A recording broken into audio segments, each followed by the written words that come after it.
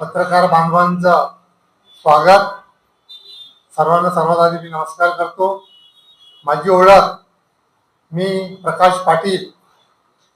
मी आधी राजकारणात होतो. मी चंद्रपूर जिल्हा परिषदेचा अध्यक्ष म्हणून 1992 ते 1997 मध्ये मी काम केलेलं आहे. त्यानंतर 2 वर्ष मी विदर्भ वैधानिक मंडळाचा सदस्य होतो आणि मला कॉलेजच्या जीवनापासून कलेची आवड असल्यामुळे मी चित्रपट क्षेत्रात आलो. माझा पहिला चित्रपट आमच्यासारखे आम्हीच तो 1990 मध्ये केला. सचिनने डायरेक्ट केला होता. अशोक सराफ, अशोक गावकर, सचिन ही मंडळी त्यामध्ये होती. दुसरा चित्रपट 2005 मध्ये केला होता. मी तुळस तुझ्या अंगणी, ऐश्वर्या नारकर, अशोक शिंदे ही मंडळी त्या चित्रपटात होती. आणि आता जो तिसरा चित्रपट आहे, अग अग सूनबाई काय म्हणताय सासूबाई, या चित्रपटामध्ये मी को प्रोड्युसर आहे, सहनिर्माता आहे. त्याचप्रमाणे मी चंद्रपूरचा, त्याचप्रमाणे चंद्रपूरचे डॉक्टर अशोक जीवतोडे हे सुद्धा त्याच्यामध्ये सहनिर्माता आहे.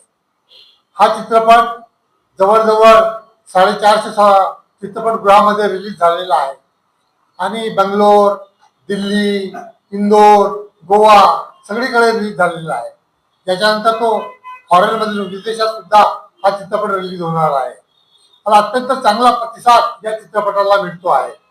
नागपूरमध्ये सुद्धा सुरुवातीला 10 थिएटरमध्ये हा सिनेमा लागला होता. आता मला समजलं की आता थोडंसं कमी करून 8 थिएटरमध्ये हा सिनेमा चालतो आहे.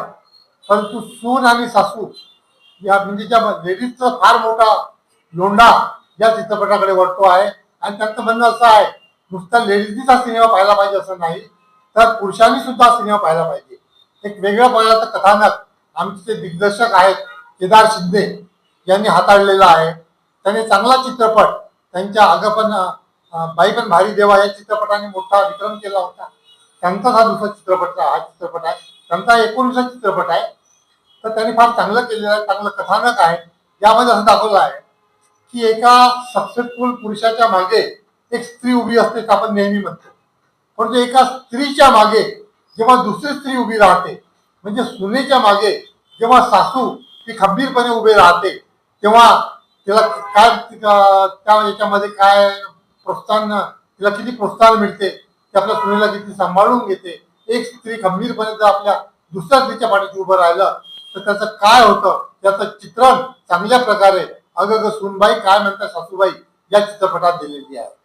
आणि आम्ही विदर्भाचे, मी एक जो निर्माता आहे, म्हणजे मला आमच्या हाती आम्ही सुद्धा फार सक्सेसफुल चित्रपट झालेला होता.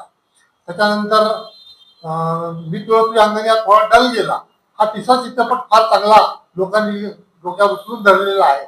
माझी विनंती ही राहणार आहे विदर्भाच्या लोकांना की सगळे सून सासू किंवा ज्या महिला आहेत आणि बाकी इतर जी मंडळी आहेत त्यांनी हा चित्रपट आवर्जून पाहावा. माझं शिक्षण हे नागपूरलाच झालेलं आहे. LLB पर्यंत मी नागपूरला शिकलेलो आहे. त्यामुळे अनेक नागपूरमध्ये माझे मित्र आहेत. तर त्यांनी सुद्धा या चित्रपटाकडे बघावं. कलेच्या दृष्टिकोनातनं आता मला वाटते की चित्रनगरी ही मी मागणी केली होती तेव्हा ती चित्रनगरी आता रामटेकच्या जवळ होत आहे. अनेक निर्माते तयार होत आहेत. कारण चित्रपट व्यवसाय हा जोखमीचा जरी असला तरी अत्यंत खराब आहे असं नाही.